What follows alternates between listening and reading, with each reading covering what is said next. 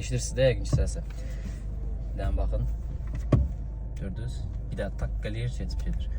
Demək bu problem kəsit i30'larda olur əsasən.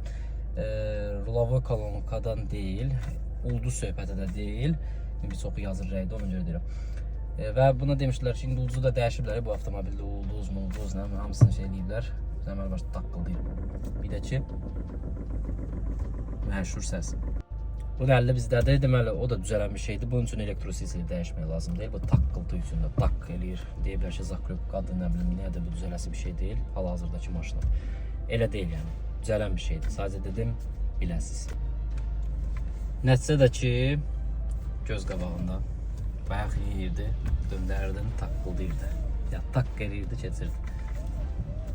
Yəni nəticə göz qabağı. Bu bir.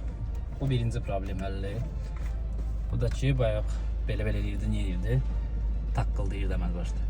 Səs yoxdur. Yəni nəticə göz qabağında.